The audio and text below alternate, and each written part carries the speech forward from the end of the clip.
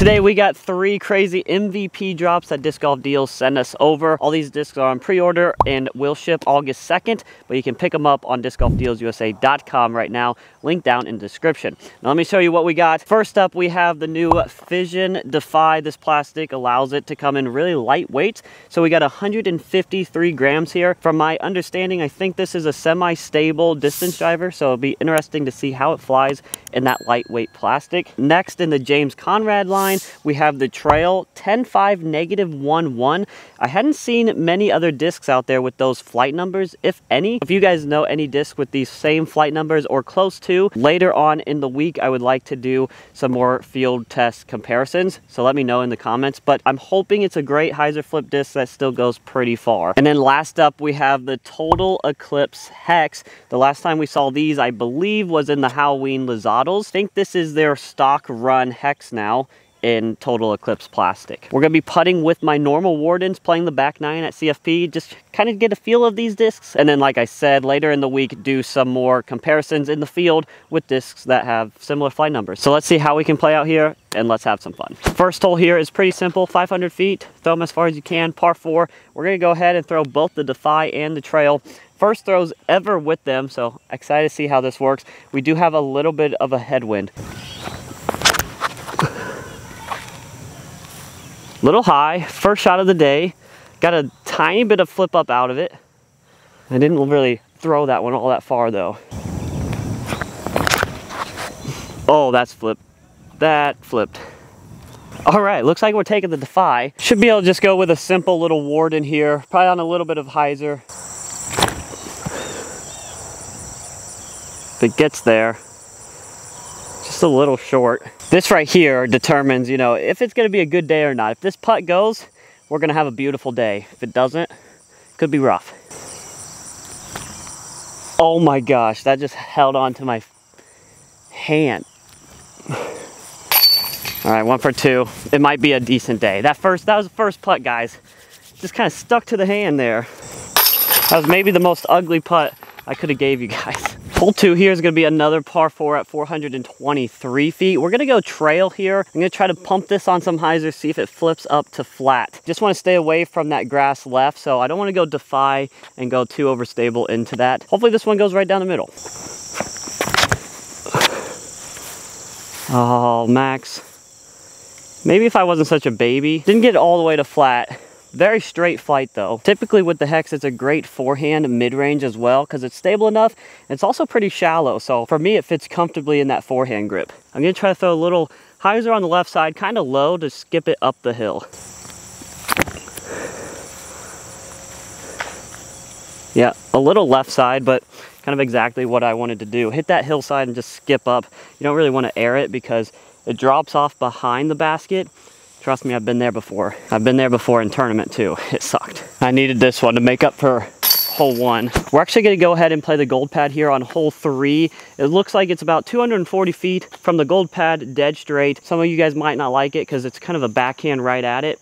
But I like standing off on the right side of this pad and throwing a little flex to the right of this tree. So I'll throw this shot and then try to get out of the way so you can see the flight. Oh, just clipped a couple. That was gonna be a beautiful forehand too. Just clipped a couple low ceiling branches down there. Need to keep it a little lower. Maybe we could have got that forward skip. We got a putt though. I truly love that line just because it feels so easy for me.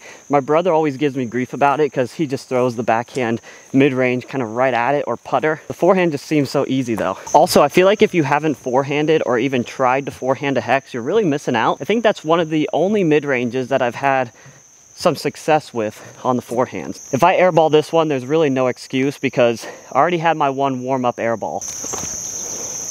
Oh my goodness, Max, why is everything right?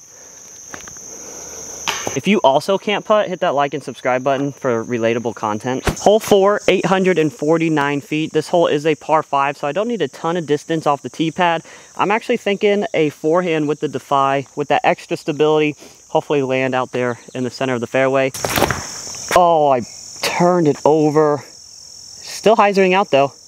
Yes, I turned that one over. It was a very ugly shot, but we're right before the long grass. I'll actually probably go Defy again to make sure we land left. I'll show you when we're up there. I feel like in the lightweight plastic, you really never know if it's gonna have that extra stability out at the end. Luckily, I didn't throw that too hard, so it faded out just in time. I am gonna throw Defy again because that opening, you don't wanna be right of. You kind of get pinched off with your approach shot. With the trail, I could easily turn it over, I feel like. So this is the safer shot. Come on, fight out. There it is. Kind of takes it a while, but it does. That's perfect. Really, I feel like what I'm sacrificing off the tee with not going for big distance is on my second shot not getting as close to this opening, which makes the approach a little bit more difficult. I think I could get a little closer than this, but I just didn't go big off the tee. Go in, sit. Hey-yo. Can't miss those putts. Hole 5 here, I could easily go probably Defy forehand and get the easy birdie, but I'm excited to throw the trail, see if we can kind of work it to the right on a backhand. It's only 258 feet, so probably too much disc for it, but I think it'll be able to do it. Yep, that's money. I don't know if I can get the hex completely there or not, but we're gonna try to throw that same shot with it. Oh, just inside. Let's see if my original prediction was correct.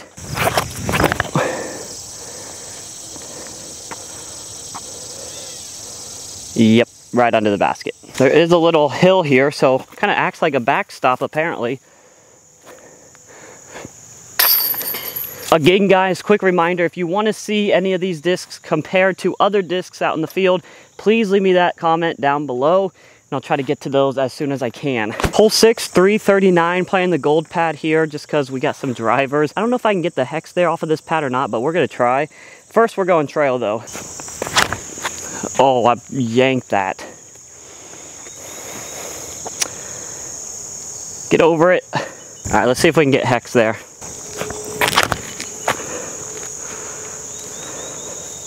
Stay in the air, float, float, float.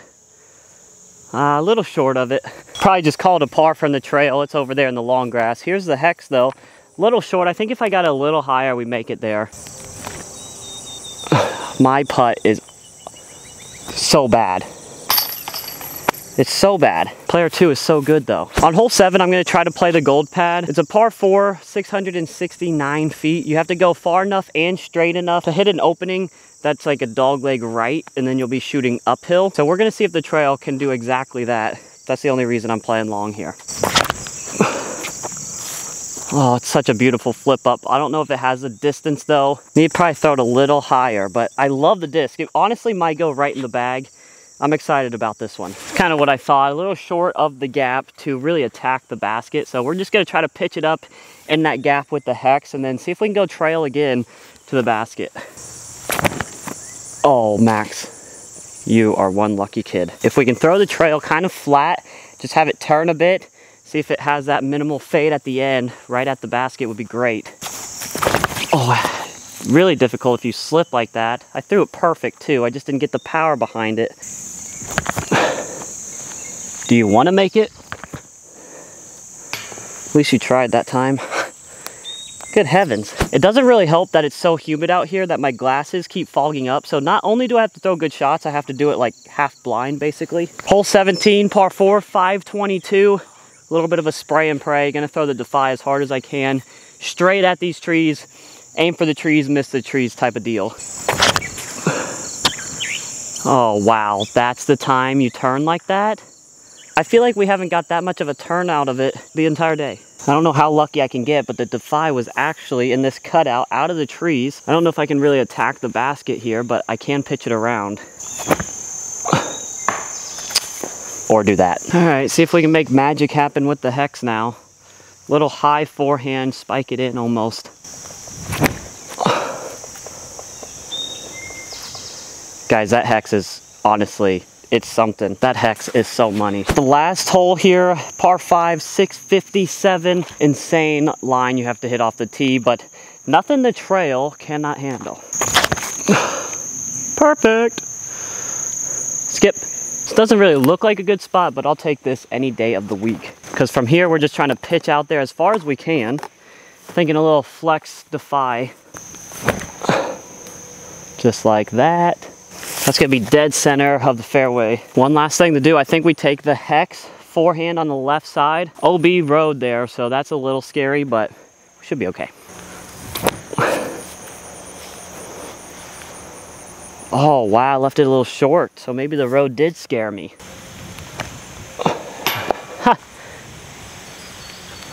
We saw that coming, didn't we? And player 2 makes it all day long. All right, guys, that is gonna do it for the new MVP releases. Guys, these are some great discs here. I'm very excited about the trail. I'm also excited to get the Defy out and compare it with some more lighter weight stuff. I'm not sure what yet. I think the time lapse could be fun though. The hex, it's a hex, but now we got it as a stock run. I hope you guys enjoyed this video. If you did, make sure to hit that like and subscribe button, and we will see you on the next one.